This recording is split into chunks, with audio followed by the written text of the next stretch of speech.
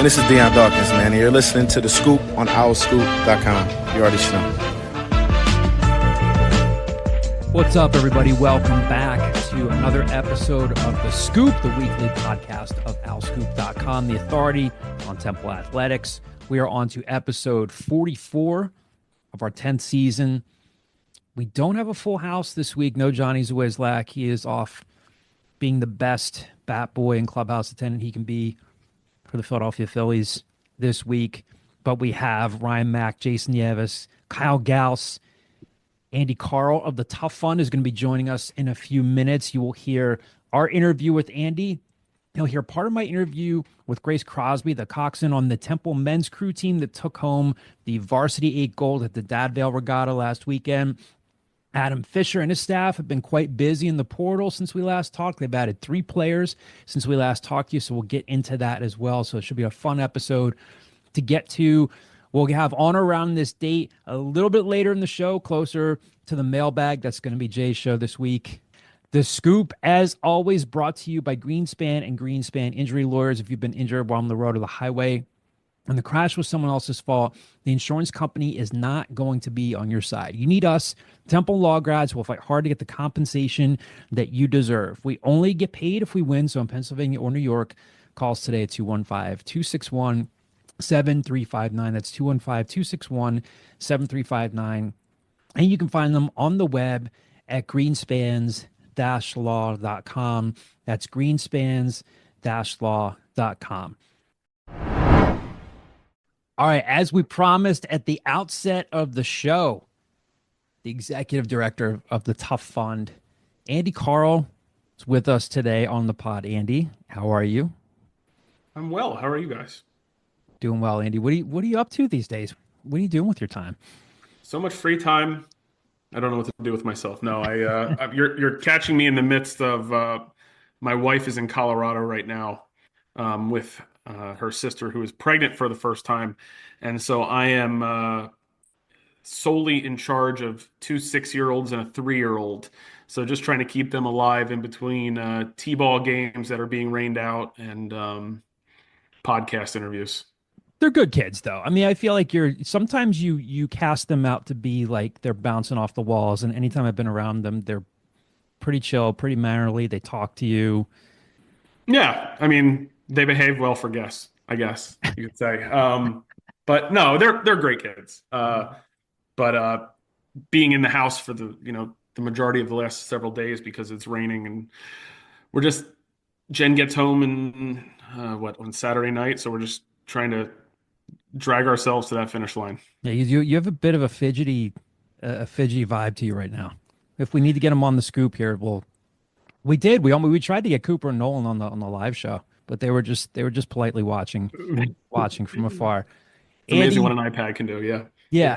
For those who are not familiar, Temple's athletic department announced back in late March that Temple will be introducing what is essentially its own in-house NIL collective called the Competitive Excellence Fund, and that the TUFF Fund would be, quote unquote, sunsetting its operations. I've never heard the word sunsetting so much as I have throughout the last couple months. You clearly don't work in IT. That phrase is used all the time. All right. So clearly don't. Marking a shift away from something that you have been doing since 2022. Again, I think a lot of people who are listening to this podcast know you. They know what you've done from a fundraising perspective and know how much you care. But for maybe people who aren't as familiar, can you tell listeners what that means and how that came about? Did they approach you with this ask? Just bring, we haven't talked to you on the pod since all this happened. Just bring some context to listeners about how that all came about. Yeah. So I guess, first off, thanks for having me. About, I don't know, maybe mid-February, I started talking to some of the donors that I've worked, with and solicited donations and formed relationships. And they had been in communications with folks from the athletic department that basically they were being told that NIL was going to be brought in-house. So that's kind of the first thing that I heard about it, and then met with the administration from athletics maybe mid-February, and they said that that was the path that they were going to be going forward in, and kind of just dictated that was the path that they were going for. And so with that, they decided that they wanted to move fundraising in-house to generate dollars for NIL, rev share. It's all kind of in the same pool now. I feel like sometimes folks are still calling it NIL when really it's just revenue share for the Excellence Fund. And so that's kind of what transpired. It was, moved in-house in anticipation that the House settlement was going to go live, which I think most folks probably knew wasn't going to be the case. But regardless, that's the date that athletics and the universities chose. And so then from that point forward, I had not been actively fundraising, but more seeing through on the agreements that I currently had in place with student athletes, and then also fulfilling those from a charitable perspective. Because the House settlement hasn't gone through yet, I've still been actively basically doing everything in terms of coming to agreements with student athletes for NIL purposes, for charitable initiative purposes, with the funding that we still do have. Andy, was there a world in which the TUFF Fund could have existed alongside the Competitive Excellence Fund? Yeah, I think there could have been, right? But it goes back to kind of what I've said all along in terms of there's no point to me being an adversarial entity to the fundraising focus of athletics in the university, right? And so I've always wanted what's best for the department, the university, the student athletes. And so who am I to kind of say to an institution, a billion-dollar institution, or the department that's has a fundraising arm, that I should continue to do so. Now, do I think that we were swimming potentially in some different pools? And do I think that by me not being able to fundraise, we're not actively fundraising over the last several weeks? Did that have some disadvantages to it? Yeah, sure. But ultimately, I wasn't going to put myself in an either or situation with the department. And so, the decisions were made, and ultimately we are in the position we are in now. You mentioned that you kind of heard scuttlebutt from certain donors leading into it, but for donors that maybe hadn't heard that and found out the news when the press release came out, what was kind of the reaction that you received from them? I think there was probably, as you probably saw, there was some frustration, uncertainty. I did my best on one-on-one reach out to kind of explain to them the situation and the hopes for the future. But ultimately, the announcement came out, and then athletics then put out an announcement about the Excellence Fund. So there was just some messaging that may have been crossed up. And so I think people were comfortable with the TUFF Fund and its mission and how it operated. And obviously, when you're comfortable with something, to kind of be knocked off that comfortability, draw some ire, some questions, or some frustrations. And so that was kind of the initial thing. I purposely asked them not to announce it on a Friday when they originally anticipated, and to do so on a Monday, because I knew that there were going to be questions asked of me from donors, and so I wanted to be able to have some opportunity rather than kind of take that into the weekend. Getting away from the Friday news dump. So logistically, you mentioned like having to still continue to pay out some of the outstanding charitable outreaches that you had and outstanding money, but logistically, what else was involved in that? Was there a process actually shutting down the TUFF Fund? How did you kind of stop receiving those donations? What's the nitty gritty of it?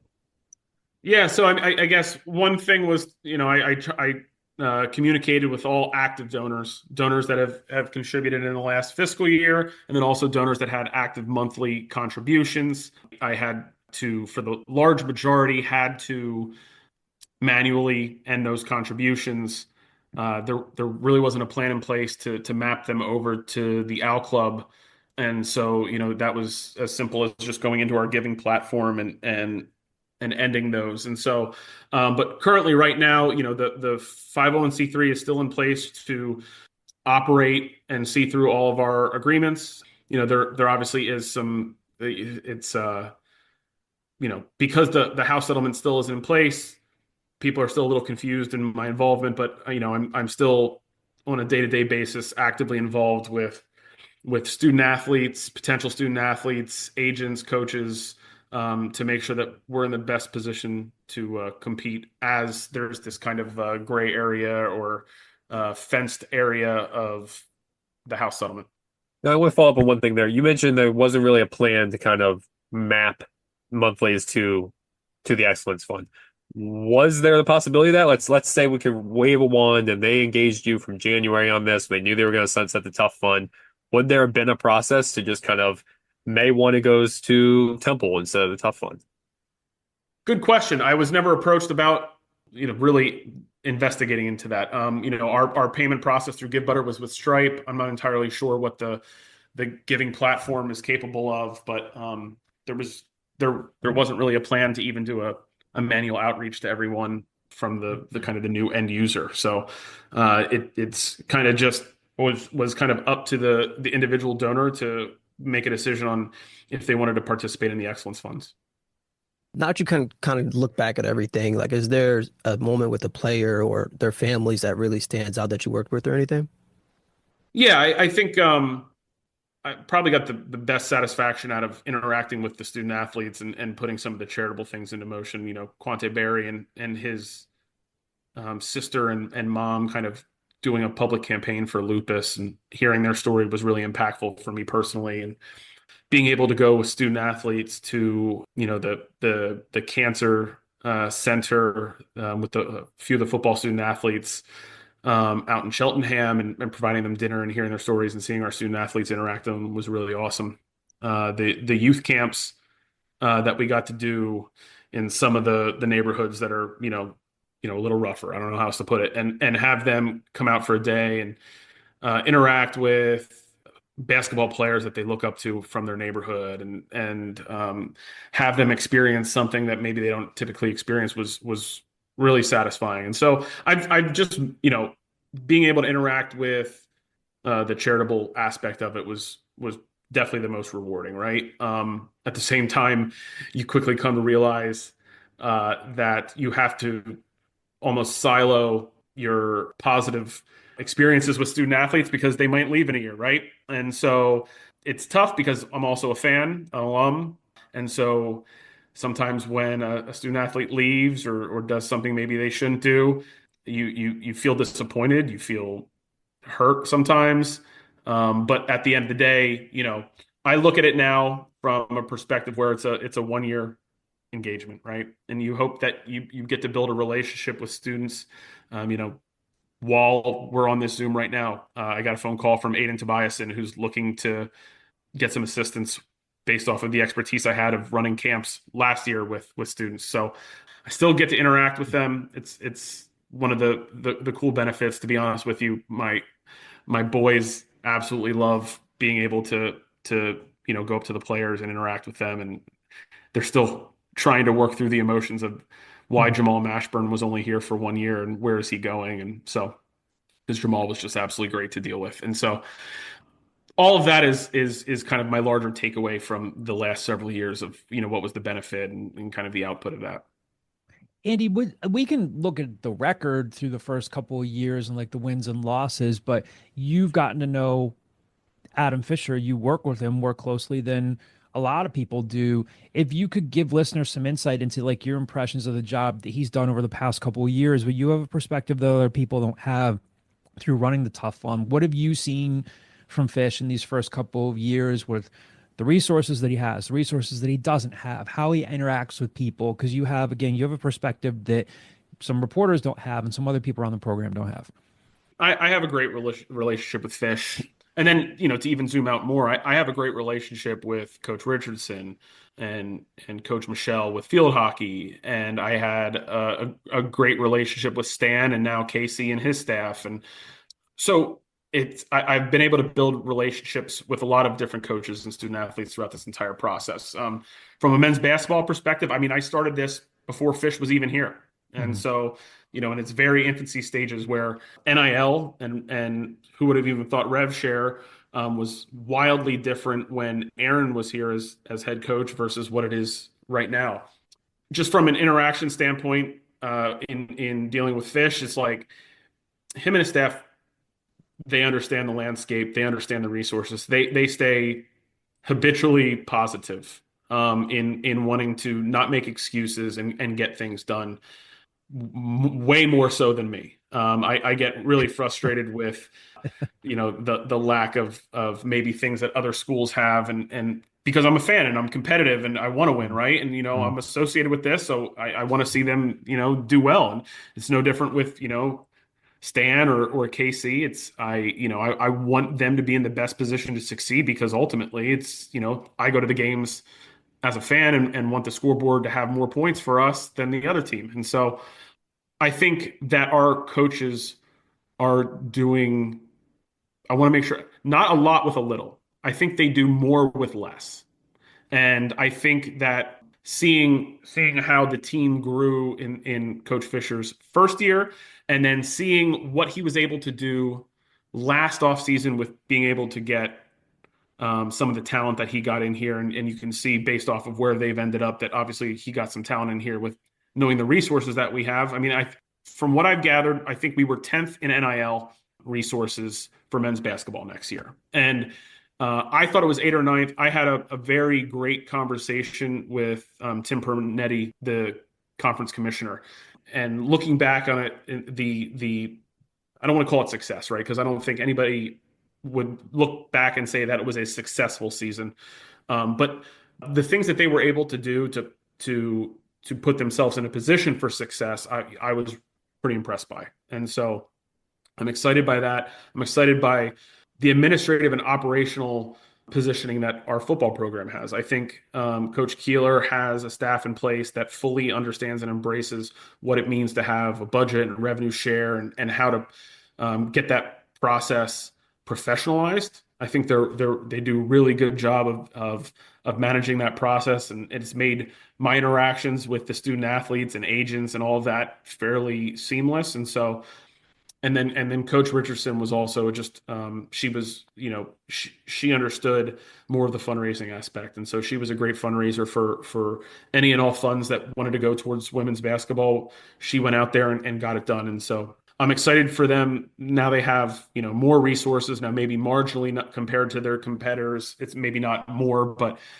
having, I would just say an increased resources to be able to go out and compete. I'm excited to see, it's been an interesting offseason. Everybody kind of panics when everybody jumps off the boat, right? But I think now that you are kind of seeing the landscape, right? And you zoom out, and sometimes it's tough for fans to zoom out. I'm guilty of it as well. It's, oh my God, everyone's leaving. And then you look at, the large majority of college basketball, and most rosters needed 5 or 10 players to fill out their roster. You look at just our conference, we were no different than most of our conference mates. And so I think we have, two scholarships available for men's basketball. I think our roster is fairly set for women's basketball, and I think football is, I think, in a pretty good place as well. And so, excited to, put the off season to bed and get to Labor Day weekend and see how things shake out. You touched on it a little bit, especially with like the relationship with Coach Diane Richardson and just the fundraising aspect, but also a great personal relationship with her. How have you kind of seen, what have you seen from her that you've been impressed with, or, just thoughts on that, in her tenure? Kind of, you mentioned the growth that Adam Fisher has shown, but you could say just as much growth has been seen on the women's side of things as well. Yeah, right. She's one, right? I think, not to get into a discussion about our overall athletics department, but I think she's probably been more competitive than the majority of our other teams. And so she obviously has a style and to have success in what is a evolving and difficult landscape. And so she was able to retain a lot of her players this year. We were able to help with that, which was fun. And, we were also able to help. I'm pretty sure every student athlete on her team from last season at least got some sort of funding from the TUFF Fund. And she did a great job of reaching out to her connections to make sure that they imparted whatever funds they could to be able to support her program. And so kudos to her. I'm excited to see what she can do. And I know that, but there, at the same time, there's also probably some, frustrations, over the last several years. Some coaches I know felt like they were fighting with one hand behind their back. And so them being able to go out and, in a hopefully once house is settled and they have revenue share that they'll be able to utilize, it'll be exciting to see kind of how do they utilize that. Because, from my interactions with different coaches, I think they have different strategies. Do I know which one's best? No, I don't. I think that's why you see a lot of programs hiring player development and player personnel folks from professional leagues to understand how to deploy those funds. And so it'll be interesting to see as we move forward in this space how that goes. And you kind of talked about it when you were talking about the coaches beforehand, but talking about Casey Kaler coming in, knowing he's been a proven winner. He's won at San Diego State. He's won at UDEL. What are the kind of impressions that you kind of seen from him in this like first off season? How's it kind of been to work with him? It's been great. I probably met with him and had, very open and candid conversations with him maybe 4 or 5 times, right? He's been great with interacting with our donors to make them feel comfortable in investing in his program, which I think is a huge thing to do in your first, not, kind of politically, like your first 100 days, right? Like you want to get people on board and get them buying into what you're selling. And so, when the record is still 0-0, you can go undefeated in the off season. And so, I think he's done a great job. I think also one of the things that I've been really impressed with is he has identified people for his organization that go out and represent him in different rooms without him having to be there. And so I've had great interactions with Clayton Bard's the general manager, and Nico, who's the chief of staff, who's a holdover, who I was really pleased with him being able to stick around because I had a great interaction with him while he was under Coach Drayton. And so I think that they have a structure in place. I think that they understand it. I think they've done a really solid job of identifying what resources they have, identifying where they need to get better at, and deploying that and going full bore, both feet in to getting that done. I think basketball and football are a little different where I think basketball, you can cultivate and develop it a little bit more as opposed to basketball, where I really do feel it's a year by year situation. It's almost month by month. I mean, there are players that are dribbling the ball up the court for you in January that are being shopped to other programs during the game. And so, it's a little more difficult in men's basketball, women's basketball because of that. I'm hoping that the powers that be allow student athletes to enter into multi-year agreements and agreements that have buyouts. And there are some programs that are already actively engaging in that, and some that are still waiting and seeing. And so, I hope that provides some consistency. I think that is where it is headed.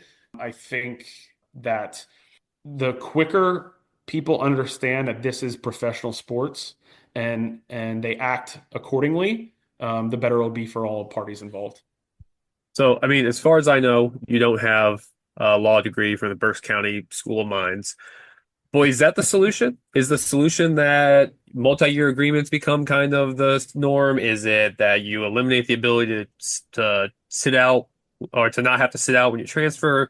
If you had to waive one, you were commissioner of the NCAA, how do you fix it, or is it fixable? I think universities have to take it into their own hands while they're having student athletes and agents enter into agreements. If there's something that you want in an agreement and feel comfortable doing, I think that you should do that to the best of your ability. I'll tell you right now that if the House settlement hadn't come along, I was already in the stages with our legal counsel to look into multi-year agreements with clawbacks and buybacks, because it's no different. Like I said just moments ago, when everyone starts to realize that this is nothing more than professional sports, maybe without a CBA, and you act accordingly. If you look at the model of European soccer and then compare it to maybe the tiers of levels that are in men's basketball, women's basketball, football, and some other sports, that you have an ability there. You could utilize and retain players, particularly early on in their, nobody wants to have a freshman come in, identify them, develop them, and lose them right away. Even if it's a 2-year agreement right out of the chute where they come in, they develop, hey, you know what? You're at the American Athletic Conference level. You average 15-8. There's a program that wants to offer you 7 figures. This is how we maintain our revenue levels, and it's by clawing back from the P5 level or from the individual student athlete. So a transfer fee, but with a different name, right? The receiving university that plucks them, there is some type of compensation. Does that come from the university? Does that come from the student athlete? If there wasn't a house settlement, we would have handled the clawback or buyback, if you will, and we would have entered into agreements with other collectives that would have been paying at other schools, and we would have done as well as we could to enforce that.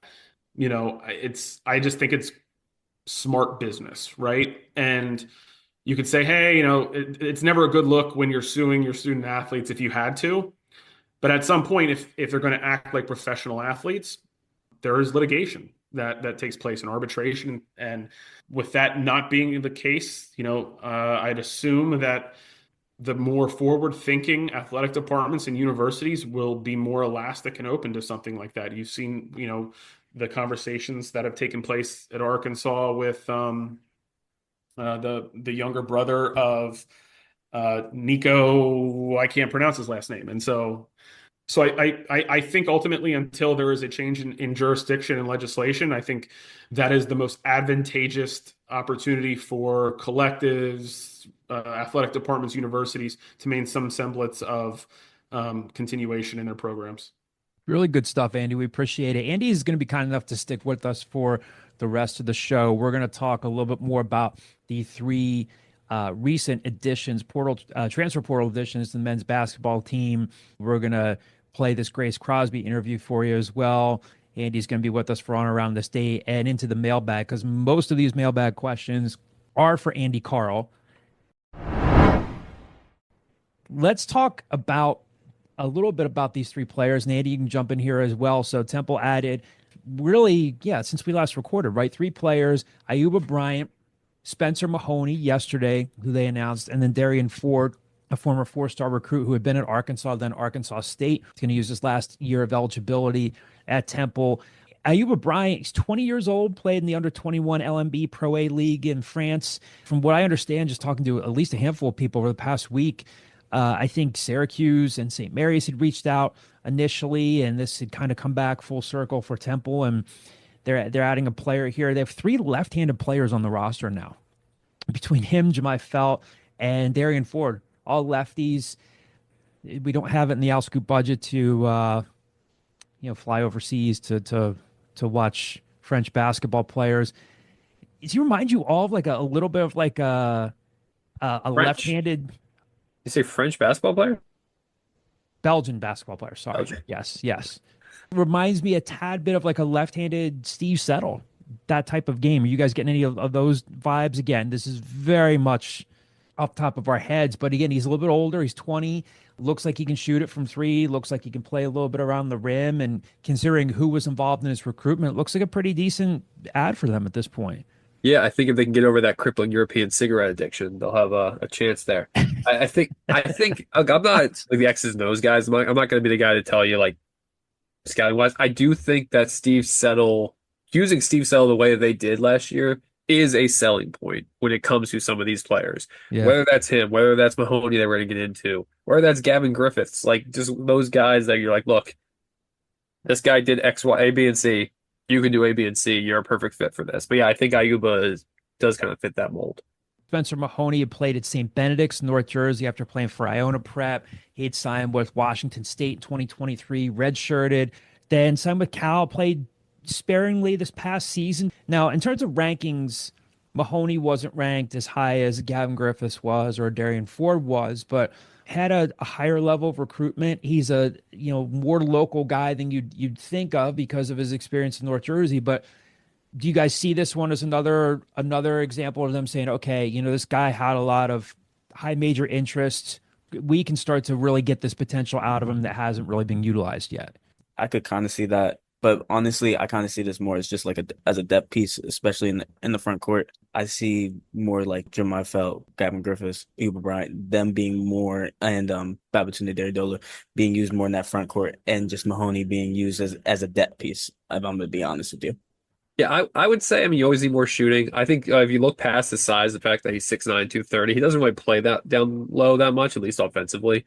I mean, defensively, he does have that one game that they highlighted that against Florida State. He had 3 offensive rebounds in 3 minutes. So, not defensively, you understand what I'm saying, like other aspects of the game.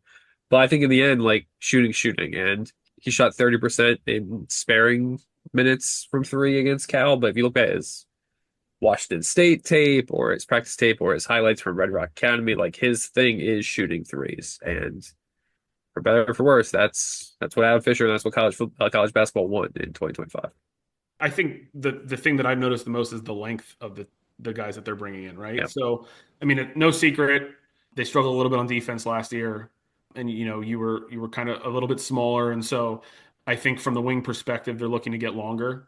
Someone asked me the other day, like, "Oh man, this is a good get." It's like I never seen someone say this is an okay get or a mediocre get or a bad get in the offseason, right? And so, like, I think what this is you identify talent that fits in your system, and someone called it, told me, like, when we were talking about like the starting lineup, it's basically Royal Rumble, right? And I think that is just like I can't wait to see the preseason projections or rankings, like media rankings for the conference. Like nobody has any idea other than Memphis. No one has any idea, right? So it's like get them on the court and let them figure it out. And I've seen enough from Fish to be able to identify talent, whether it's guys that they brought in or guys that they were targeting, and then out of nowhere USC decides to make them their point guard, right? It's like I know that they have an eye for talent, or USC or Florida State, and so I think it's one of those things where it's going to be really tough to project, but you kind of see there's definitely where they're looking for length and shooting, and maybe some upside, and you get when you're replacing 10 guys, you just get everybody into the gym all summer and you figure it out. I think at that point also you're looking for even the younger guys that they brought in are older guys, right? Mm-hmm. Like Ayuba's 20 years old, Mahoney's 21, 22. Like they're bringing in guys that even if they have multiple years, 3, 4 years of eligibility left, are older guys because I don't think in today's day and age you can rely on 18-year-olds because, like you said, even if they're great, they're at Notre Dame the next year, right? So I think they're doing a good job of the old cliche of getting older, and now you can't stay old though. Yeah. Getting old, signing old. I had mentioned Derrian Ford before. I had the chance to catch up with him yesterday. Al Scoop subscribers will get access to our full interview and that full conversation that'll be available probably in the next couple of days or so. But I'll play a clip for you here. One of the interesting things about him, again, he was a very highly recruited guy, top 100 recruit, 4-star guy, ended up at Arkansas for a year, played the past 2 seasons at Arkansas State. And talk about the recruitment, he had actually taken official visits to, I think, Tulsa FAU and App State. He committed to Temple without taking an official visit. Committed to the staff after just doing Zoom chats. So a bit of a tip of the cap to the staff there. You'll hear him talk about this here. So we're going to play this clip for you. And then, like I said, if you're an Al Scoop subscriber, you'll get access to the full conversation in the next couple of days or so. What was it about Temple that made you choose them? So just talk with the coaching staff, the positions that I felt that they could put me in, the play style that they talked about, the player development. I felt, that I'd just be isolated and be able to work on my game a lot. And so I just want to be able to put myself in a position to get to the next level, and I feel that they'll get me there. When did you actually visit? I just had a Zoom with them. Oh, so you haven't even seen the campus yet? I didn't even see the campus. I saw it through the phones and through the Zoom, but as far as in person, I haven't even seen the campus yet. That's how good. They gave me great conversation. Oh, wow. So you just felt confident enough in them without taking an official visit to commit? Didn't take an official visit because basically I kind of saw what I wanted to see from the coaching staff. I just want to play ball, and I saw the play style. I've seen the arena from watching their game, and it's very nice. And then I seen a little bit of the facility. Like I said, talking with the coaches, they showed me on the Zoom. So it was kind of my visit right there. Guys, with 2 scholarship spots left, I think Andy brings up a good point here. I think preseason polls are going to be even more worthless now than they were in the first place. But what do we think they have, and what do you think they still need? I think maybe the most glaring issue, and I think I know the staff's aware of it. They want, yes, multiple guys can handle the ball, but I think they're still looking for a point guard. But what do you make of how they have reconstructed the roster so far? I think that last piece is such a glaring need that like it's hard to obviously give a full assessment when that's still out there. If Yeah. they come in and they bring in a guy that you go, okay, this guy can average 14 points and 8 assists a game, and you go, okay, well maybe they're really doing something here. I think right now on May 15th, there's like equal levels of depth, I would say, to maybe what they had last year. They just don't have as much top heavy talent. Like I'm not sure, obviously, if there's a Jamal Mashburn Jr. on this team right now. So maybe that's not necessarily a bad thing. Maybe that becomes that you just find a way to produce offense, like you spread it across the board and you have 6 guys averaging 10 points a game instead of one guy averaging 22 points a game. But right now, I mean, it's still an incomplete, but they don't have to play basketball tomorrow. They still have 2 scholarship spots. They still have opportunities to kind of build out that team. But I keep going back to a month ago, 2 months ago, somebody asked, like, is this the lowest spot in Temple basketball history? No. And it's impossible to say at the time because you were so far in the depths and you hadn't had those positive developments yet. Well, guess what? Since then, they've added 7 guys and they're going to add 2 more, and you're starting to see what resembles a basketball team. It's also a bigger basketball team, it feels like, than in the past. Does Temple have too many bigs? People are asking. Yeah, I think Kyle said it before on one of the episodes, is that like it's kind of unrealistic to go out and get that like I guess the person that can be a ball dominant Jamal Mashburn player every year. Like I think it's unrealistic to have that expectation every year where you're going to get someone like that. So adjusting his style to have a more, I don't want to say equal opportunity offense, but like a different opportunity where you have the variety of scoring options, I think is a much better option than relying on one person. And we saw that was an issue where, Jamal Mashburn goes down and there isn't variety in scoring. And as a result, you have a weak defense and it just kind of builds up a bigger issue. Speaking from the Jamal situation, it is tough to identify the guy that was at the time the second leading scorer in the country. And I had a really candid conversation with Jamal after the season. I mean, we were his lowest NIL offer out of all the schools that he was considering. But he came here because of the relationships and the opportunity to be able to showcase what he could do on the court and do exactly what he did. And, going back to it, I think when you lose him, you do kind of see the air go out of the offense a little bit. But there was also a process on the offense last year where I think, Kyle, you're the stats guy, but I know they scored a crap ton of points. I don't know, it's most points in a long, long time. And so there was a process there. I don't think it was just ISO ball as much as everyone makes it out to be. I think as you have more shooters on the court, a full complement of a roster, because I think it's also forgotten that last year you anticipated having Lynn Greer III and Jameel Brown and contributions coming from them, and that never really came to fruition. I think also having a full complement of a roster of 12, 13 guys also will be able to make maybe and having a more balanced scoring attack will maybe make it a little bit more sustainable throughout an entire 30-some game season. We are going to talk more basketball in the mailbag. We have more basketball related questions for Andy. We got some football questions as well. Before we get into On Around the State and the mailbag, at the outset of the show, I talked about how I had talked to Grace Crosby. Ryan and Jay, I think, know Grace. She just graduated from Temple. And the men's crew team had won 3 gold medals and 4 in total this past Saturday at the Dad Vail Regatta. And the varsity 8 won the Richard O'Brien and James Hanna Trophy. That is Temple's first win in that race since 2021, 23rd in the history of the program. So they're going to get an automatic bid to the IRA National Championships, which is also going to be on the Cooper River in Jersey, starting on Friday, May 30th. Talk to Grace, and we're going to play part of this interview here, and I'm going to have a more extended story on her in the next couple of days. She's actually freelanced for us for Al Scoop and has become a heck of a writer too. And again, she was the coxswain on the winning varsity 8 boat. I know we're normally used to talking football and men's and women's hoops here, but I think a lot of people at Temple know about the proud tradition of the crew and rowing programs. And, the men's crew program has really experienced a little bit of a resurgence this past season.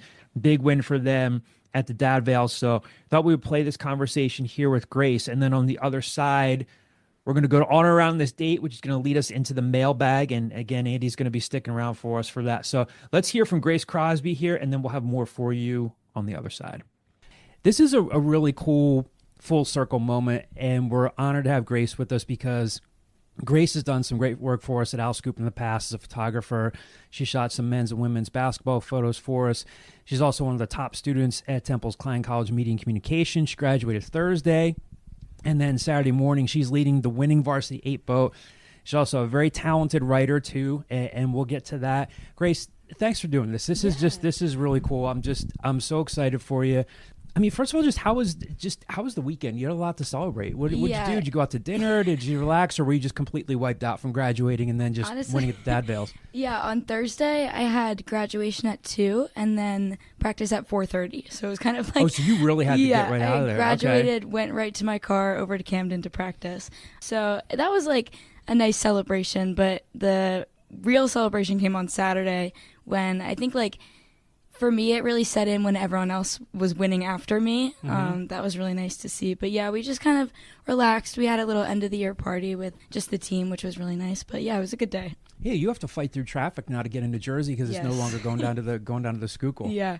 Was that stressful? Like you just experienced the high of graduating? It was so stressful, honestly, because I had to weigh in that day. Coxswains have to weigh in for the race. So it was that on top of graduation. It was when am I going to get out to graduate? And then immediately to practice. So that was kind of stressful, but it was nice to stop and enjoy it during Klein. Is there any point where you're at graduation and you're listening to the speeches and saying this is good, this is great, but all right, Meryl Reese. Yeah, it was let's wrap this up. It was during the names where I was okay, now I have to go to practice. I'm super excited for you because I know how much the sport means to you. Most people come to this podcast to hear about football, men's and women's basketball, but I do think a lot of the listeners also know about the crew and rowing tradition that exists at Temple. But to educate them, put your boat's win and the 3 golds for the program into context for them. What does this mean? What does it mean to the program? Yeah, it's huge, especially because we haven't won Dad Vail since 2021, and this is a whole new group of guys and athletes. So having that many medals, gold medals, just having the team doing really well this year was awesome to see, especially from alumni. They've given us so much support. So yeah, we're the winningest team in Dad Vail history, so to bring the cup back to the boathouse it means a lot, especially to alumni. What was I don't know, I don't want to say the vibe, but and I'll get to this in a second because you found out the race was moved up.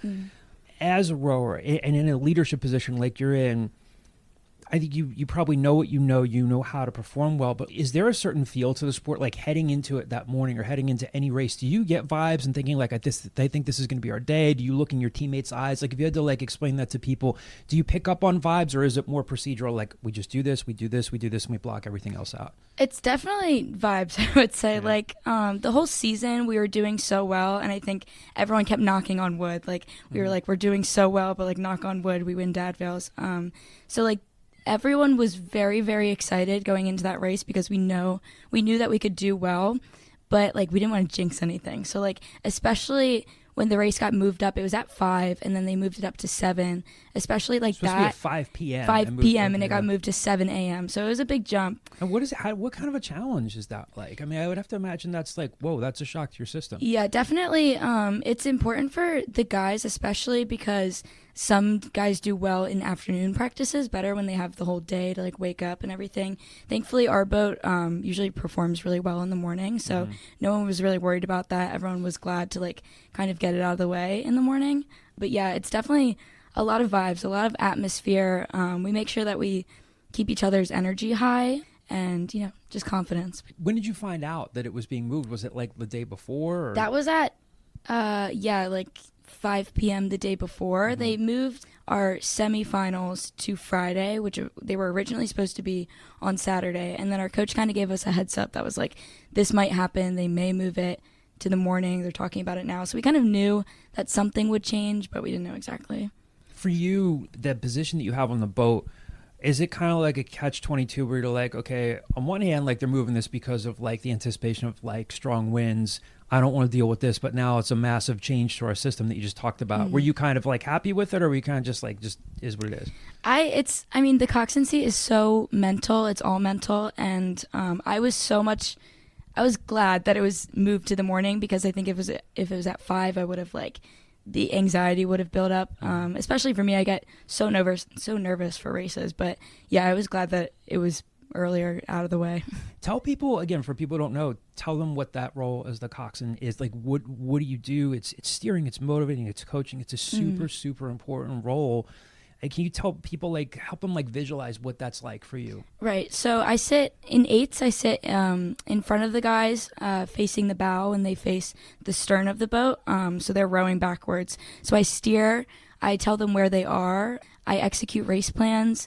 And yeah, basically, if you're thinking about like basketball plays or football plays, I'm calling those plays from inside of the boat, like a coach inside the boat. So you're like the point guard or the quarterback. Yeah, basically.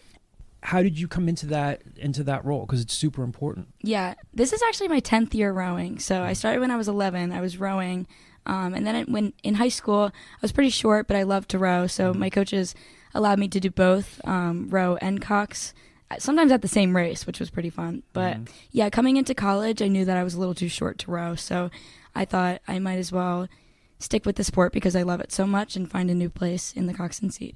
And did you tell me before, forgive me if I'm making this up, your dad did it? Your family? Yeah. Did you come from a family? Yes. Family of rowers. My dad, my uncles, my cousins, they all rowed. My dad coached at Bonner and Prendy when they had a team. Both my older sisters, my oldest sister coxed and my middle sister rowed. They both rowed at St. Joe's. Did they kind of like say to you, Grace, we want you to do this, or did you kind of just pick it up by osmosis and you're like, this looks fun, I want to do? Did you gravitate toward it right away? Yeah, I mean, I was always at the races at like 10 years old, so it was all I saw growing up. And I played basketball before and I danced a little bit, but I think like my heart was in rowing. Like I loved watching it and I just wanted to be out there. So. And how'd you end up at Temple? Honestly, my mom was the biggest push for Temple. I was looking at like American University and St. Joe's, but it all ended up being too expensive, and I fell in love with the campus, and there was an opportunity for me to walk on to both rowing teams, so I thought might as well. Going back to the race, you can help people visualize it. You guys had like a pretty good lead through the first 500 meters, and then LaSalle makes this late charge, right?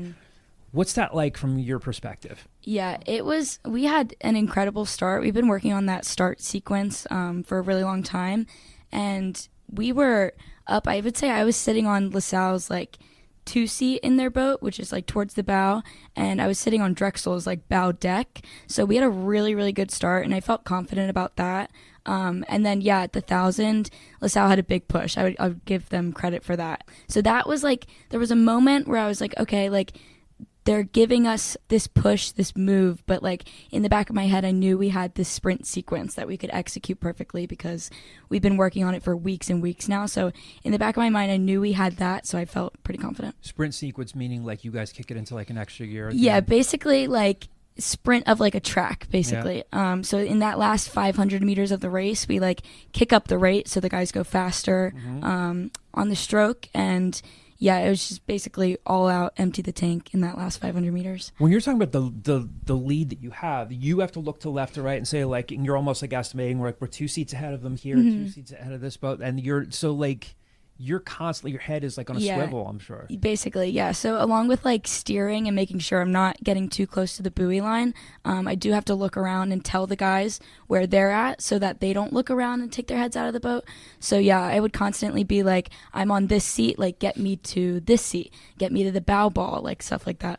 That leadership, that piece of you, where does that come from? Did you have that in high school? Like, because it's a lot. I mean, everybody has their own role on the boat. I act like I know from experience. I don't, but I would imagine they do. They do, yeah. But yours is really important. Have you always kind of just gravitated like toward that, like, yeah, I got this kind of vibe? Honestly, not really. It was like my sophomore into junior year when I was thrown from like the JV freshman boats into like the varsity boats, where I kind of like needed to step up, and like most of it was like faking confidence until I made it. So I think that's where that came from. Just me being put into varsity boats, getting help from older experienced guys. Yeah, that's where it came from.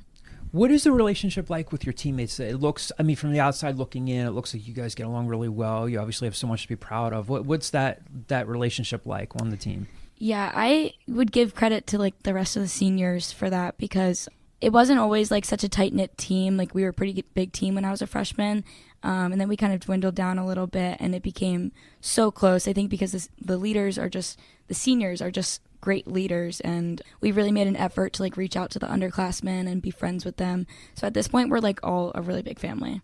You hadn't won this since 2021. How much of that had to do with coming off of COVID and just kind of like rebuilding things? I know, like, when you got here, did you feel like the program was rebuilding a little bit, or did COVID not have as much to do with it? Honestly, when I got here, I felt like the team was at like a stump, kind of. And then over the past 2 years, I feel like we've really rebuilt it from the bottom.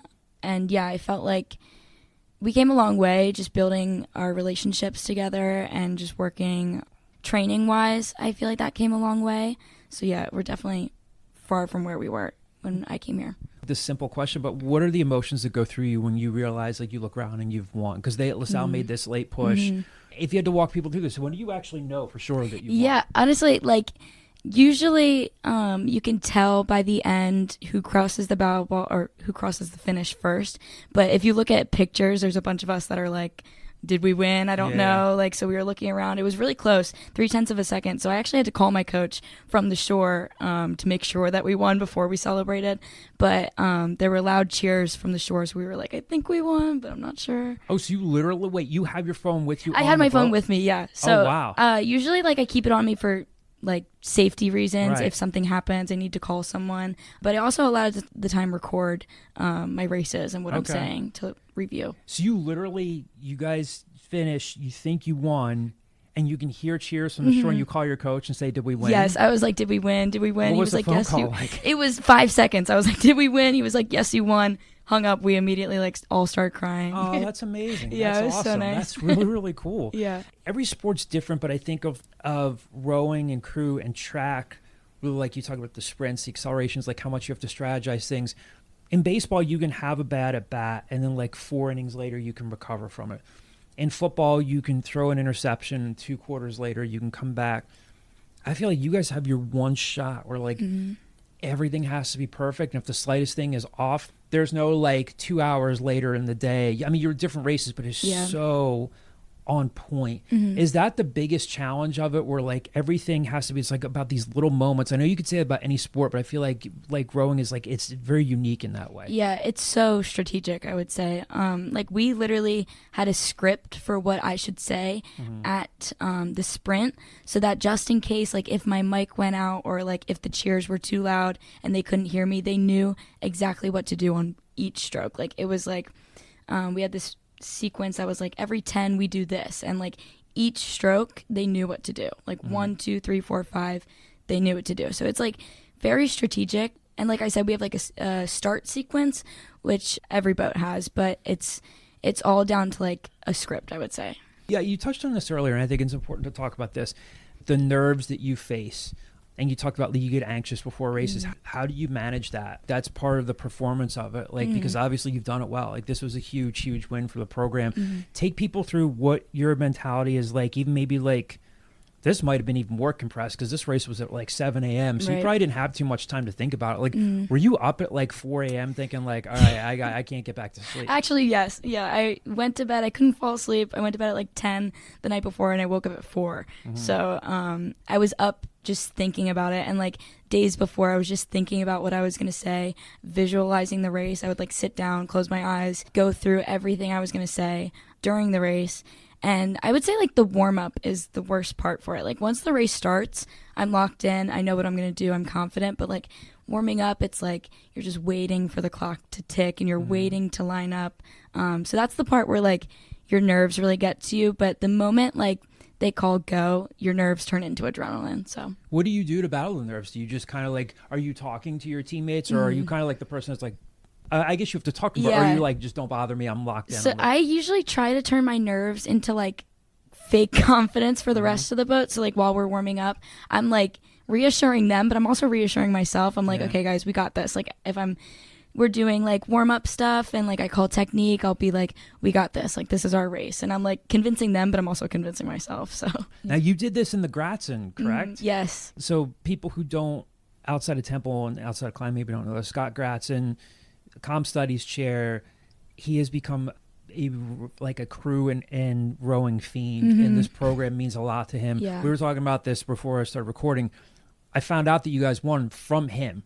So he's emailing me, I think David Boardman, David Brown, and like all my colleagues. So before it even hits social media, I was like sitting there drinking coffee. I was like, oh, wow. And so like, I know it means a lot to him. He's donated his time, his money, his energy. Can you talk about him and just what his support has meant to the program? I mean, it's everything. He loves Temple Crew so much. He loves crew, but he loves Temple Crew. He tries to make it out to every race. He was there on Saturday when it was raining in the morning. It was not fun, but like he came out and he tries to come to a lot of practices. He's just always telling us how much support he has for us and how much love he has for us, and just having an outside voice who's kind of connected to Temple, it means a lot. It's just like, it's an extra voice telling us that like we got this, or like we're doing this for a purpose. Yeah, I just was sitting there reading the email and I thought this must be a hell of a thing for Scott. I've known him for a long time. And I mean, Scott's a very gracious person. Sometimes like you donate your money because you do it, you have the means, you do it out of the kindness of your own heart. What an ultimate return on his investment to win that race for him. And I was just like going through the email like 2 or 3 times. I was like, this is amazing. Beyond Scott, you come from a rowing family. What did it mean to your family? Between them seeing you graduate and then you winning this race, and because your parents and your sisters really get it and understand it, what was it like when you're able to come back to the shore and like just, do you get to spend time with them? Are they waiting right there right away? Yeah, they were right there when we got back to our tent and our trailer. My mom loves it. She's always so giddy and everything, and that was like her Mother's Day gift, like me graduating and winning Dad Vails. So on Sunday she was like, just rest. I had my day yesterday.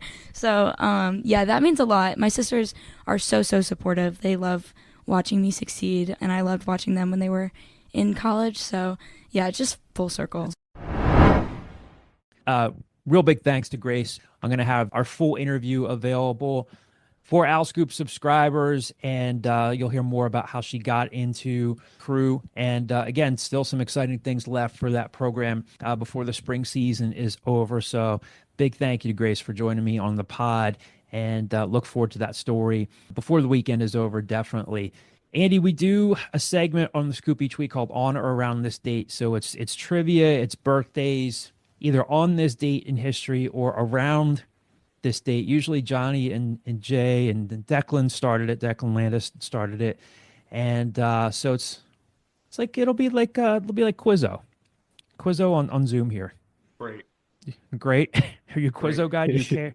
I'm not a Quizzo guy. You're not a Quizzo guy. Or you're already going into it with a bad attitude. I am excited to discuss in and around May 15th. In and around. Approximately May 15th. Let's get into May 15th. Jay, take it away, buddy. All right, I'm your host, the one and only host of On or Around This Date, Jason Nieves. Andy, since you are our guest, why don't you choose? Do you want to start with birthdays or events? Let's go with birthdays. Perfect. Okay.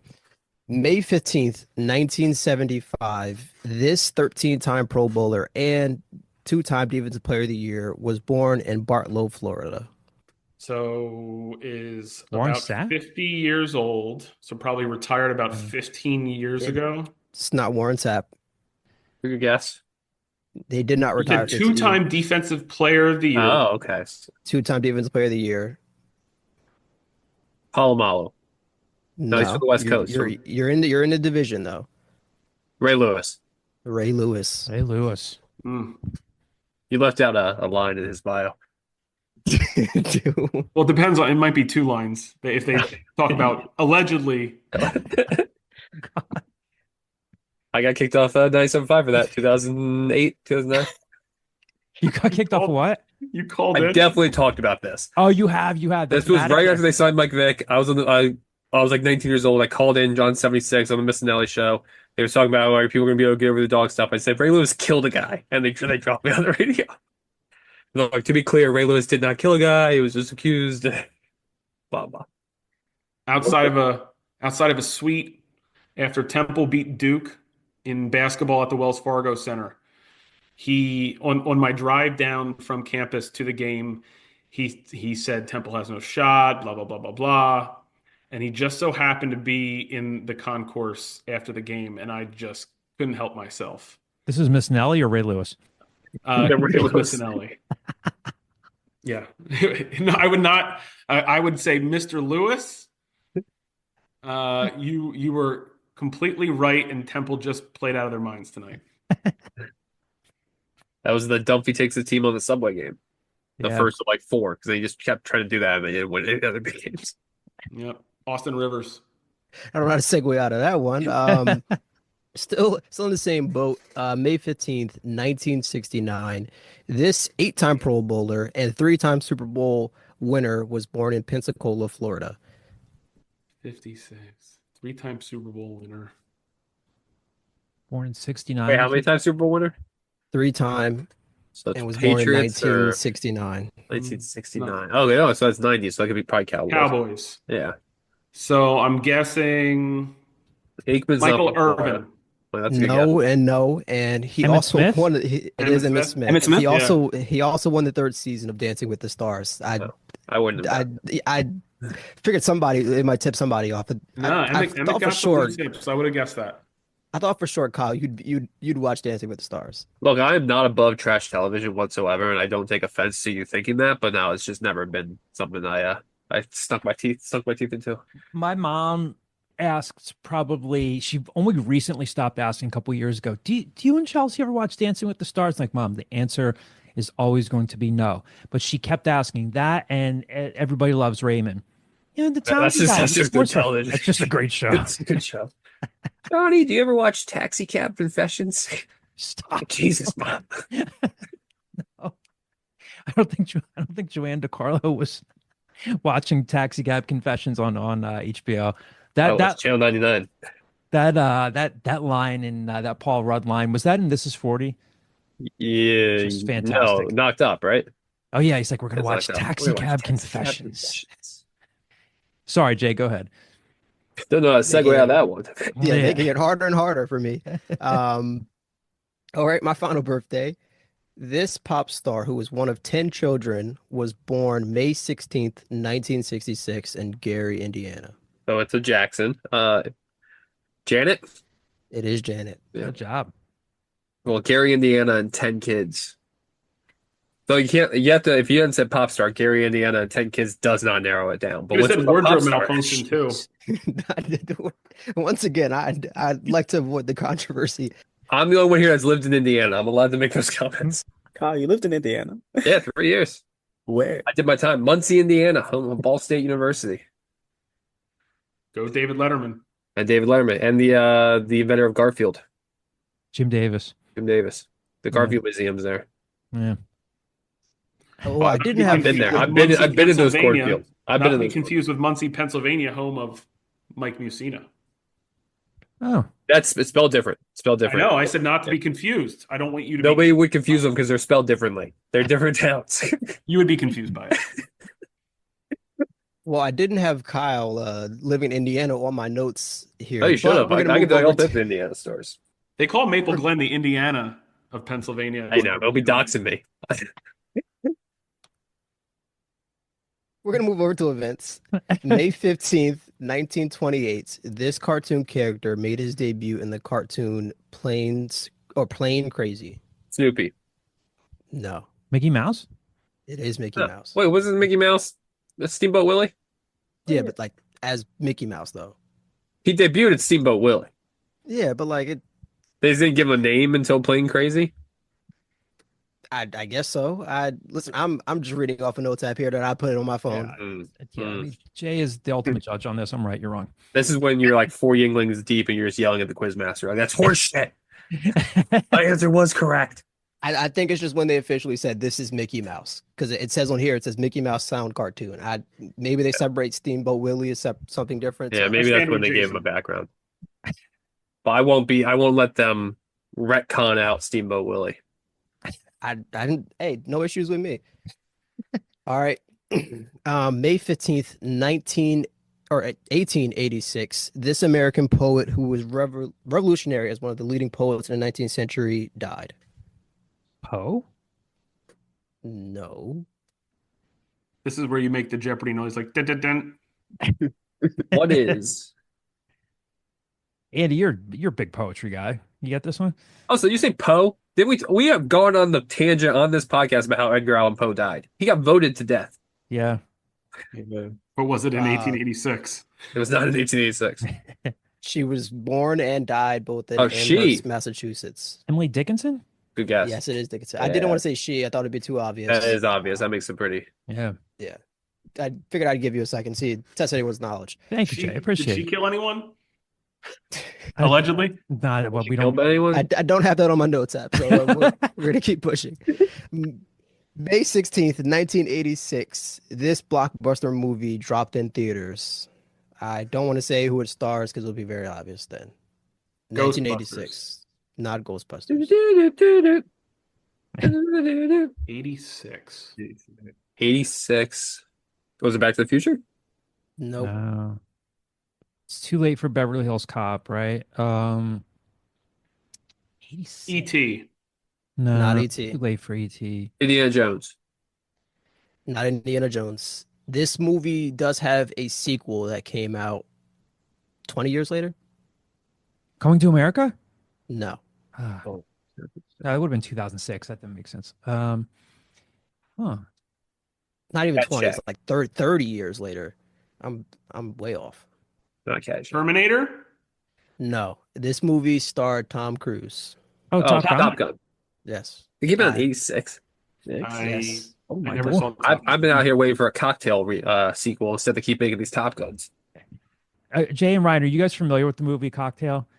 No. No clue. No, No, not. it's- It just fits the whole Tom Cruise description where it's like he's the main character and he has to conquer something. And in this, he's like, I'm going to be the best bartender I can be. Then he runs towards something. He tries not to look in the camera so he can't see his teeth because it's the 80s. He hasn't gotten the veneers yet. And then he ends up sleeping with like a 5'9" blonde. I'm going to read Much this plot taller description. than Heather. This plot description is insane. Recently discharged from the army, heads home to New York City, hoping to land a high-powered business job. He fails and instead works as a bartender while attending business school. Wow. All right, that's going to do with on around this date. Let's get into the mailbag here. All right. Before we get to the mailbag, as we say each week, our friend Mike Greenspan of Greenspan and Greenspan Injury Lawyers provides a tip each week to keep you safe on the road, keep you safe in life. So here is Mike's tip of the week, and then we will jump into the mailbag. If you spend a lot of time out on the road, there's another way that you can keep yourself safe, and that's by having a dash cam installed in your car. A dash cam will record the actions of the cars in front of you and behind you. So if you have the misfortune of being involved in a car crash, that camera will have documented proof to show that you weren't at fault. You may never have to use this as part of a lawsuit or in court, but knowing that it's there and knowing that there is video that will back up what you said happened will be instrumental in protecting you from a baseless claim against you, and if you are in fact injured due to no fault of your own, in proving that it was the other vehicle's fault. Look into it. Dash cams are not that expensive and will provide you valuable evidence for your potential case. Stay safe out there. All right, first mailbag question here comes from an AlScoop subscriber. The screen name is rsklar58. Hopefully I'm pronouncing that correctly. Haven't been many updates recently on transfer portal recruiting for football. Are we essentially wrapped up there, or should we expect a few more commitments before the summer? Great Well. timing. Great timing on that question. Don't you worry, baby birds. I'll feed you. Alscoop.com, subscribe. There's a list of the visitors for this week. So yeah, as to the point, are we essentially wrapped up or should we expect a few more commits? I don't think they're wrapped up. I think they're largely wrapped up. I think there's still a spot for, 2 or 3 people, almost certainly 1 or 2 on the offensive line, to find their way to Temple. Next question is from Twitter, from the account called the Owl of Broad Street. Any word on Robert Smith? So he's referring to the Dell State guard, the Philly native. I don't think there's any scenario where he ends up at Temple. I think Robert Smith, and Andy, you talk to NIL agents, you talk to coaches, correct me if I'm speaking out of school here. I think a lot of, I don't know if specifically Robert Smith was told this, but Robert Smith in any world will be out of eligibility. And I think that what a lot of these guys are being told is enter the portal, figure it out later, and we'll try to sue on your behalf to get you a year of eligibility. Now, I can't speak to Robert Smith's specific situation if that's the approach that he has taken. I think Jaleel White is trying to do something similar where these guys are in on the portal and people will be like, I thought they were out of eligibility. It'd be a cool story if he gets eligible. He's a Philly guy. He's worked his way up. But in terms of any word on him, not going to end up at Temple. But I mean, Andy, Kyle, guys, is that in line with what you're hearing on a situation like his? Yeah, I think it's like you said, it's a eligibility and years of playing left issue more than anything. And I'm not speaking for the basketball staff or anything, but I think, we're already halfway through May, potentially, you in a position of need or want. There's a lot of options out there, and so you may not want to wait around for a lawsuit to break out to fix some eligibility issues. So, I think you saw that a lot. There was some laughs about people entering the portal with no eligibility left on Twitter, and I think that's transpiring a lot. And like you said, John, I think it's a lot of hopes and wishes of added eligibility that I don't think are going to come to fruition for a lot of kids. Yeah, again, I'm also not a lawyer or an eligibility lawyer, but like I think at least with a guy like Diego Pavilla down at Vandy, you can argue, well, when I was in JUCO, that's under the NJCAA. That is not the NCAA. That shouldn't impact my eligibility. Robert Smith played at an NCAA Division II or Division III school in Westchester. Yeah. So like you were under that umbrella. Yeah. So I don't see that same argument. That being said, that's some of where the flexibility is, and now you can have up to 15 guys receiving aid on your roster. Maybe you just hold a spot. Or if you're going to go 13 guys and all of a sudden in August he's eligible, maybe you find a landing spot. Not necessarily from Temple, from like a different university. But yeah, I wouldn't expect anything to happen there. Andy, do you think there's any world where the Owl of Broad Street, when he's asking any word on Robert Smith, do you think he's asking for a different Robert Smith? And if so, yeah, who is he's that? 100% asking for the running back from the Vikings and not. No, that's not what I was thinking. Oh, did you say the Cure? I knew where you were going, so I beat you to it. Well, you were a step ahead. That was on South Park? Yes. He beats Mecca Streisand? Yes. Yeah. That's good. All right. You guys are on top of things. That's good. Ryan and Jay are big Cure fans, so they know what we're talking about here. Pictures of you, big Ryan Mack anthem. Jay just walks around singing "It's Friday, I'm in Love." They're big Cure rock and roll fans. Anyway, yeah, I had a poster I was gonna put up on my wall, but it was just too big and it scared Declan, so he said no to it. And yeah, Robert Smith does wear a lot of makeup, so I could see that. Second part of his question, we've talked about this before. Why have so many former parents talk badly about Fisher? Yes, there was scuttlebutt out there. Andy, you can chime in on this too. There's a parent of a former player who's certainly a bit of a piece of work. When guys leave, and sometimes it's not even parents, it's relatives just chiming in. There was a guy who I don't know if he was related to Zion Stanford. As far as I know, Adam had just a fine relationship with Chuck Stanford. They talked. I don't really think that there's much to this. Parents, fans, look, you're free to have your opinions on Adam Fisher and the staff. If they fall short of the NCAA tournament, they fall short of the NCAA tournament. But I do not see this as like there's not a situation here where like all the parents of Temple basketball players are upset with the staff. But yeah, I mean, parents are going to be parents, right? I think if you look at the situation, with the ability to enter the transfer portal, they're allowed to. If they did, and they're still having conversations about a school that they just openly left, I think it says more about the messenger than it does about the situation that they just left. And so I'll say this. I had great relationships with all the parents and players that were on the men's basketball program. There were certainly no complaints at any interaction that I've had with them. I got several notes from players' parents that were very nice when they entered the portal or when they saw the announcement of the TUFF Fund. So I would take all of that with a like 30 grains of salt, because I think it's just time for everybody to move on, right? And again, we're in a professional sports setting, and so it's time for a lot of people to start acting like it. I think everybody is pretty happy with the situation that they've landed in. The nice thing about this process and this situation is they can choose their next destination to some extent and get whatever they're looking for, whether it's more playing time, more money, closer to home, further away from home. And so I don't wish ill will on any of the kids that left, and I appreciate their service, and I look at it as 1 year at a time. Thank you, and keep it moving. Well said. Temple J, screen name from the message boards on owlscoop.com. Question for Andy here. Which sport requires more NIL dollars to compete, football or basketball? And he says, Andy, I admired the work with 3 exclamation points. Thanks, Temple J. Got to make you feel good. I appreciate that. I guess it's how you measure success for the programs, right?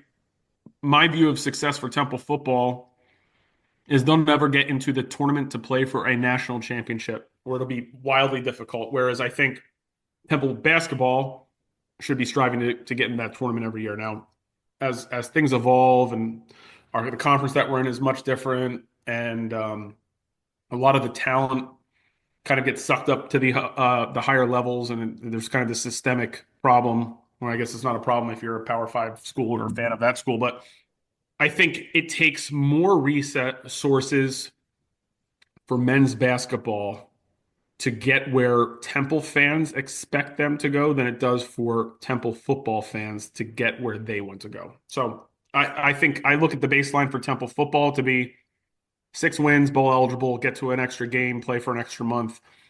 And I think we should consistently be doing that based off of the resources that we have, the investment that we have in the program. And, for a men's basketball program, the landscape that has exploded over the last year in terms of dollars invested into programs for talent is mind-blowing. And I think it's because 5 players can be so impactful for a team as opposed to in football where, it really, you need to have a little bit more depth than that. And so schools that are investing into basketball, I also think there's programs in college basketball that don't have football, but not the other way around, right? Yeah. So you have this added layer of competition there. Mm-hmm. It's no secret that the Atlantic 10 and the Big East are significantly investing upwards of $10 million in the Big East and upwards of $5 million in the Atlantic 10, which is just, to be frank, nowhere near what Temple is investing in men's basketball. And so if we talk about being competitive on a national, regional, local landscape, we're not near there. So it does take more resources to compete with who we want to compete with and who we identify as our competition.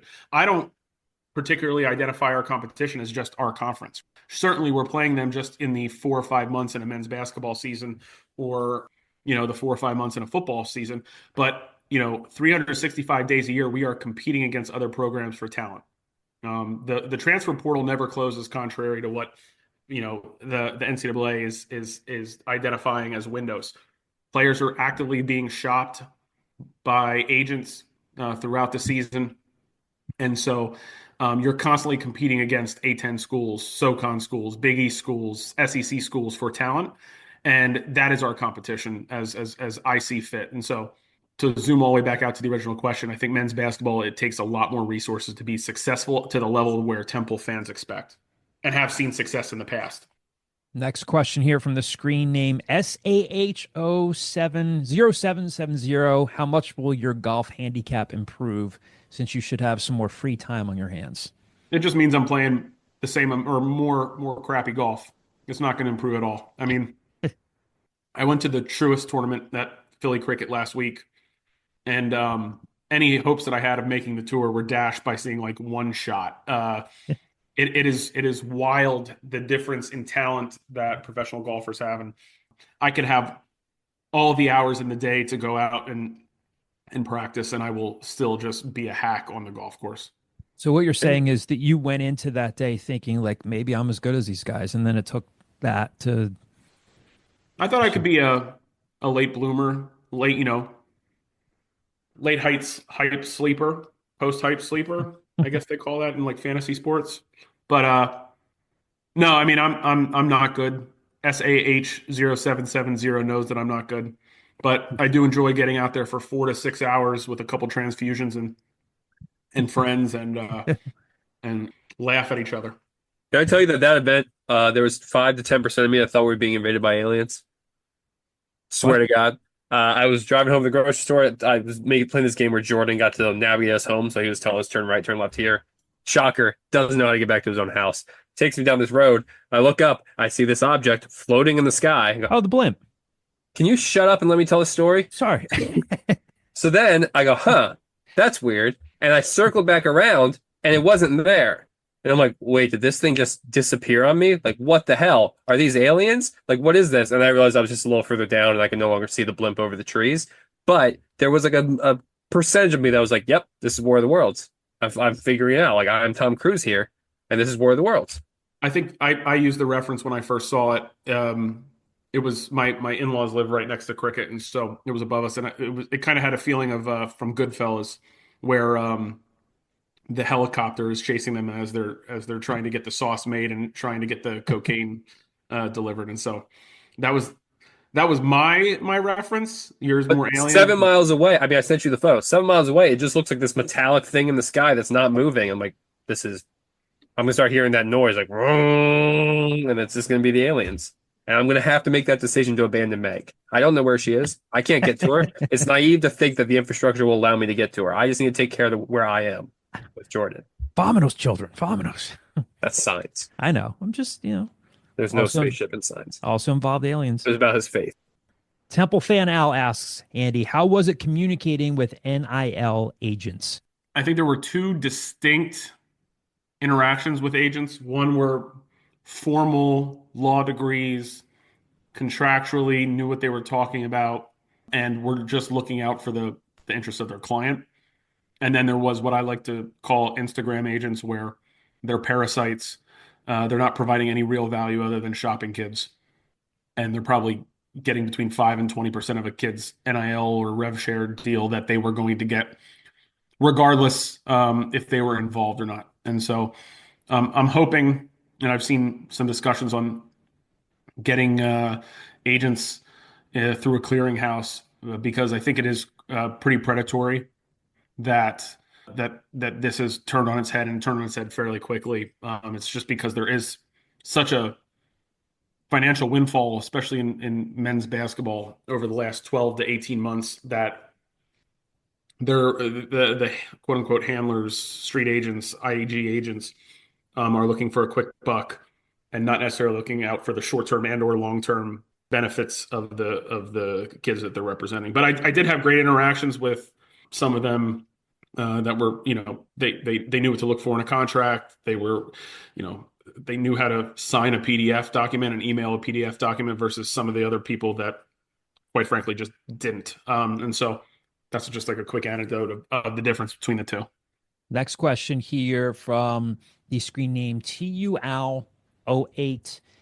Andy, do you feel the administration has a better understanding of the landscape now versus when you started the TUFF Fund? Based off conversations and that Zoom call, I'm leaning towards no. If they're stuck in the mud, is it by choice or by sheer incompetence? So I think the administration, I don't know if they have a better understanding of it.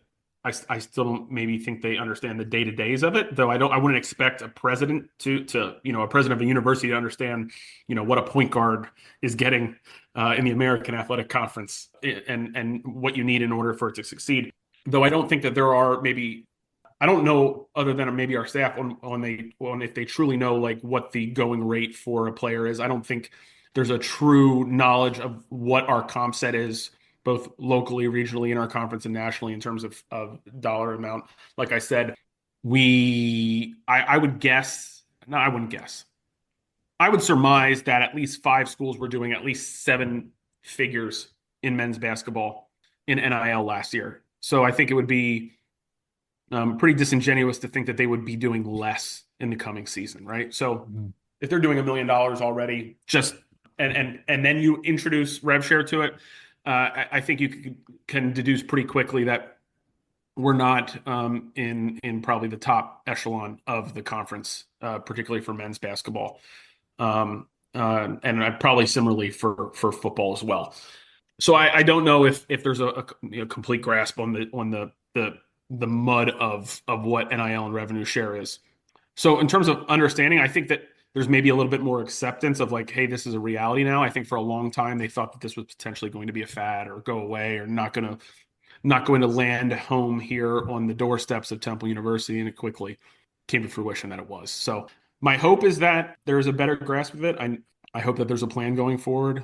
I hope it's communicated to all of the key constituents that it needs to be communicated to. I hope that there's a plan that is in place and is communicated properly with measurable goals and processes on how to get to those goals, because we could use this as an opportunity, or it could be a threat. And so unfortunately, fortunately, whatever, however you feel is not in my purview anymore. I get to go back to kind of just observing it as most others do. Andy with a SWOT analysis flex. There, You like that? Yeah. That didn't get by me. It was good. It was good. Last question here before we close out the pod for this week. And again, we want to thank Andy Carl for his time. Really appreciate it. Homie Wow on Twitter. What are the names you guys are hearing for the last 2 roster spots? I think we've said this in previous episodes. We try to source things out as best as we can, but it's hard to come by because, Nandy, I won't turn this over to you. The staff really, not to say that the information can't get out there. I mean, they lost out on a guy. We referenced this before. Marsh from NC. Where was he playing before he ended up at USC? Yeah, UNC Asheville. Word gets out that he's on a visit at Temple. USC catches wind of it. They get involved. They throw more money at him. So I think that Adam and his staff are playing things pretty close to the vest. I think we can all take a very good educated guess and say that they want a primary ball handler with one of those last 2 roster spots. If we were to just start throwing names out there, it would just be kind of ridiculous. And I think it's not advantageous now, whether it's basketball, football, or whatever, to put a target on a player. Because sometimes you end up negotiating against yourself. Sometimes you end up negotiating against someone else. I mean, I have seen it now over the last couple weeks, months, where good agents will probably do this, where they will get it out there that a kid is on an official visit to X school, and it'll pique the interest of another school. There was I think a quarterback that was pretty intrigued by the opportunities to come to Temple, and unfortunately, he committed to an SEC school based off of maybe some promises that of being able to compete for a starting job, when I don't know if that's the case, but unfortunately it got before his agreement got signed, he had the opportunity to go elsewhere. No different in basketball. It does not benefit you to have a name out there that you're associated with until that player is signed, because in a day now where you are negotiating with a finite amount of resources, you may lose someone that you target because of that. And so that's kind of the realities of the situation. I think sometimes the fan base confuses silence with inactivity, and I think that I'm fairly certain that Temple University's men's basketball, women's basketball, all of our coaches are probably sick of using Zoom. Because it's a world now where they're spending countless hours of their day doing face-to-face with kind of like speed dating to see who's a fit, what do they need, what are they looking for.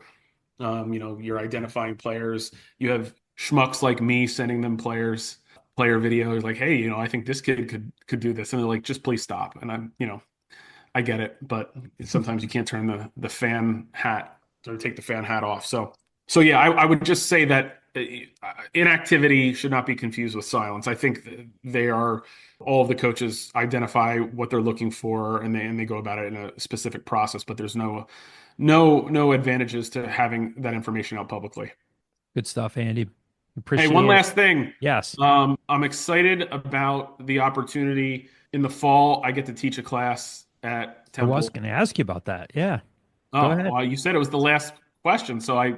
Well, no, I was going to close it out with that, but you're on track. Go ahead. Oh no, well, it's fresher brain, but I'm going to teach a class for senior level students in the fall, where we're going to identify either teams or athletes and basically run a class like an NIL collective where they're going to partner with student athletes, create marketing decks for them, go out and solicit NIL agreements. And I think it's going to be the first of its kind in the country. I'm excited for it. I'm obviously passionate about STHM as well. So it'll be fun to kind of mix the worlds together, and excited about the opportunity to let students get into that world a little bit, because it's, right now it's an emerging market, and should be a lot of fun. If you need somebody to role play as a student athlete for them to go find NIL deals for. Yeah. I'm a guy. I'll come cosplay as an athletic person. I don't know how. I don't know. I got nothing. Andy, what would you do if Kyle decides to pursue another graduate degree and he shows up in your class in the fall? It would be the meme of Steve Buscemi walking in with a skateboard. Hell. Hello, Jensen. We welcome all adult learners, and you as a representative of Temple University should not be saying that. It's never too late to get your degree. Yes, I'm here to shape young and old minds. No, but I'm excited for that. Spoke with folks from STHM today, where I'm hoping to get like 20 students in the class. Maybe one group will work with a specific student athlete, one will work with a team, and maybe one will work with a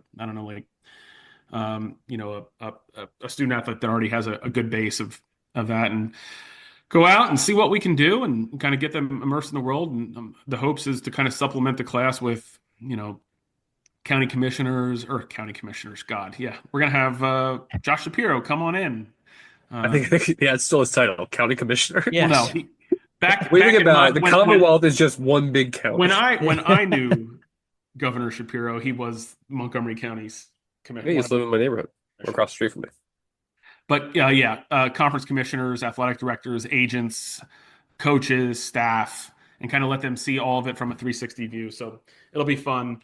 All the listeners out there, I'm sure you have a bunch of students just waiting with bated breath to register for the class. But those the adult learners out there like Kyle that are getting up in their years, please feel free, come Tuesday and Thursday from 12:30 to 1:40. Whoa. They give you the prime time slot. Are you going to bring lunch for your students? I might dabble in the crepe truck prior to class, but I don't know. Maybe the first day. Maybe I'll set the tone by bringing in John's favorite. What's the insomnia cookie? Yeah. Kind of like you betrayed the trust of one of your students. Something that Professor Carl will not do. Well, sure. I treat all of my students with respect. On that note, Andy, thanks for joining us. We appreciate it. This is a lot of fun. We'll be back with you guys next week with more Temple football talk, more Temple hoops talk, anything else you guys want to put on the agenda in the mailbag. And we will talk to you soon.